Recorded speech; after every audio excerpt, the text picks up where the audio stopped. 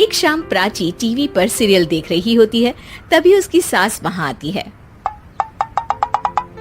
अरे सीरियल में तो ऐसे मग्न है जैसे आज रात का खाना पड़ोसी आकर बनाएंगे।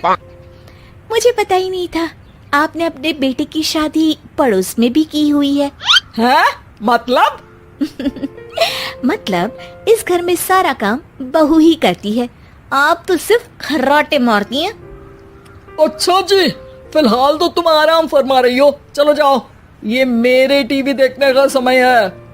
आहा, इसीलिए मुझे भगाया जा रहा है। सॉरी, अब तो बिल्कुल नहीं जाऊंगी। प्राची की इस बात पर दोनों सास बहू के बीच टीवी रिमोट के पीछे बच्चों जैसे छीना झपटी शुरू हो जाती है, जिसके बीच श्लोक भी काम से घर वापस आ जाता है। आज मेरी चूहे बिल्ली की जोड़ी किस बात पर झगड़ रही है? अरे तेरे बीवी मुझे टीवी ही नहीं देखने दे रही। अरे तुम्हारी मम्मी मुझे खाना बनाने के लिए फोर्स कर रही है। अरे वाह, ऐसे बेतुके रीजन पर तो बच्चे भी झगड़ा नहीं करते। अरे मुझे कुछ मत बोल, सब इसने ही शुरू किया है। हाँ हाँ, जैसे आप तो बहुत दूध की धूली है ना। अरे बस, दोनों चुप। प्राची जाओ, खाने की तैयारी करो। और माँ तुम छोड़ो, तुम्हें क्या बोलूं, शांति से अपना सीरियल देखो, मुझे दोबारा लड़ने की आवाज सुनाई नहीं देनी चाहिए।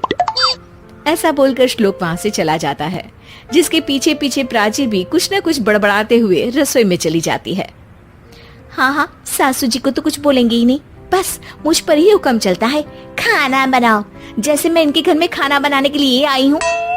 इसी तरह शाम बीतती है और रात को श्लोक और प्राची की सास खाना खाकर सोने चले जाते हैं, लेकिन प्राची गुस्से में कुछ खाए बिना काम में ही लगी रहती है। इस घर में किसी को घंटा फिक्र नहीं पड़ता, मैं खाऊं या भूखी रहूं। प्राची कुछ देर के लिए रसोई से बाहर जाती है और जैसे ही वापस आती है तो वहां दूध का भरा ग्लास देखकर हैरान रह जाती है। फिक्र पूरी है, बस दिखाना नहीं है।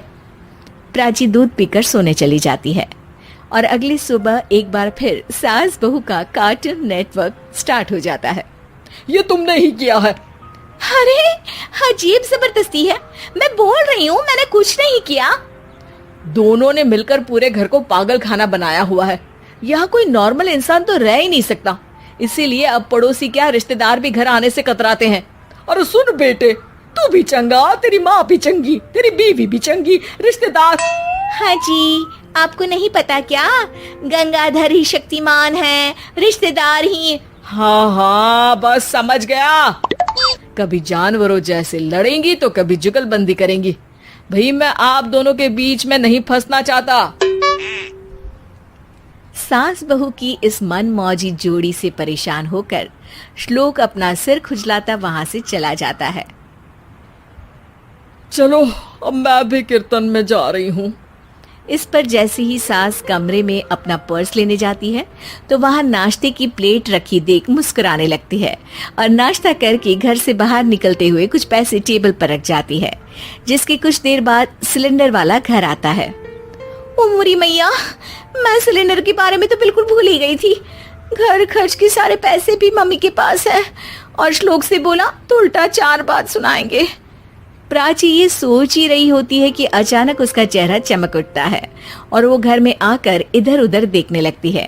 तभी उसकी नजर टेबल पर रखे पैसों पर पड़ती है, जिन्हें वो सिलेंडर वाले को दे देती है। ये सब श्लोक देख लेता है।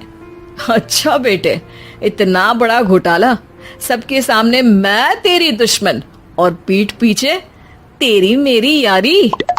इस पर श्लोक एक प्लान बनाता है और शाम को सब एक साथ बैठे होने पर बोलने लगता है। माँ, तुम दोनों की बहुत लड़ाई होती है, इसलिए मैं सोच रहा हूँ कि प्राची को उसके घर छोड़ाऊं, इससे वो भी खुश रहेगी और तुम भी। अचानक श्लोक की ये बात सुनकर सास बहू शौक से उसकी तरफ देखती है।